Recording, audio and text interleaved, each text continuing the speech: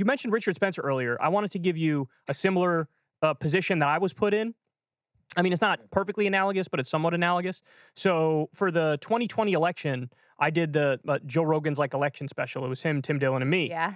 And Alex Jones had been on Joe Rogan's show like a couple weeks before.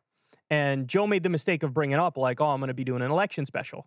And so Alex invited himself to that shit live on air. He was like, oh, great. I'll come there, brother. It'll be awesome. We'll do the election special. Have a great time. And Joe was like, he was sort of like, oh, like, I'll talk to you off air type shit. He was trying to give him that sort of a vibe. Like, we'll figure this out, right? Like, and then it looked like for maybe 4 or 5 days, I was sitting there convinced I'm going to have to be on an election special with Alex Jones. Oh my God. And so that puts me in an awkward position. And it brings up everything we talked about earlier about how do you go into this, right? Like, I had to navigate all of that in this short time frame where I was like, well, if I go super hard against Alex Jones and call him out for all of his fucking bullshit, everybody in the audience is going to hate me. I'm going to change no minds. And if anything, it's going to go in the other direction and people will dislike me, right? Right. But I can't just let him get away with all of his shit because I'm not some cuck who's going to sit there and let this guy who's wrong about everything, like, you know, spout off with no consequences whatsoever. Mm-hmm. And so, like, I landed on this position where it's like, I got to pick my spots. Right.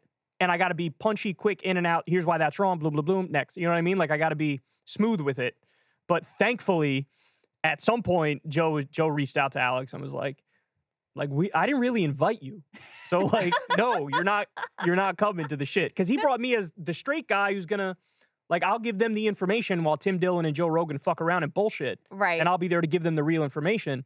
And so I think he realized I can't have the straight guy with the world's biggest psychopath over here. You can't really have anyone with Alex Jones. I know. That's the thing. How do you engage? How do you engage? Well, he's just takes up all the oxygen. Fills the whole room. The whole room. I mean, when Joe has Alex on, it's like it's barely Joe's podcast. Alex just blows up the whole thing. And the intergalactic aliens are invading it. You don't even know Joe Rogan. And, you know, he's completely insane, but he's also extraordinarily talented. So it's I know. not an easy thing to I do. hate that, man. I hate how some really terrible people are, like, super talented. You said, keep it real. You said that about Nick Fuentes. You're like, God damn it, he's interesting to listen to, even though he's a total racist psychopath. Horrible. Things he just said he wanted to marry a 16-year-old girl when he's 30 because he wants the milk right away. I mean, it's horrible, right? But yeah. Terrible people.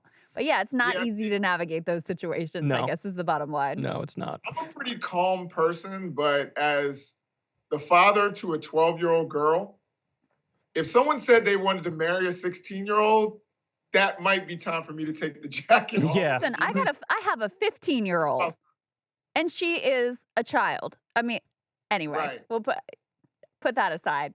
I was wondering, do you find it more difficult? Like you said, Lawrence Jones, who I used to co-host, but he would fill in on Rising, so I know him too. And like you said, very nice person off air, even though we had some very wild disagreements as well.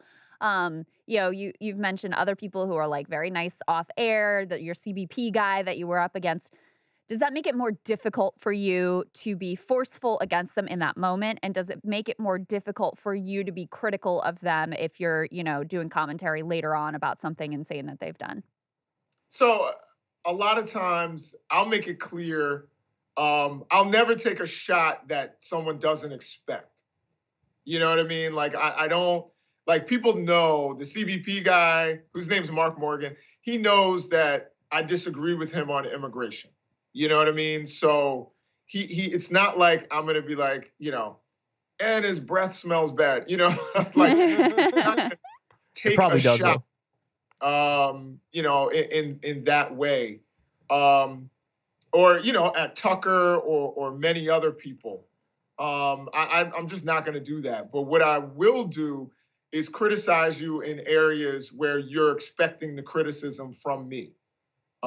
So if you're a good person, if you're a nice person, I'm not going to go overboard in trying to like take you out. And I think it weakens your argument when you start talking about people's character a lot of time. I want to make it clear that even if I think you're a person of bad character and bad faith, I want to make it clear that I'm attacking your ideas and not you as a person. Yeah.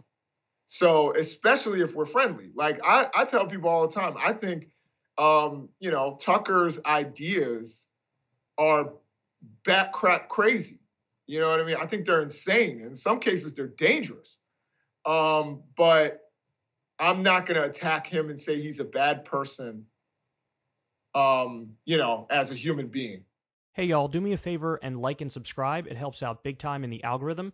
Click the bell as well for notifications when videos drop, and watch that video on screen right now. You know you want to.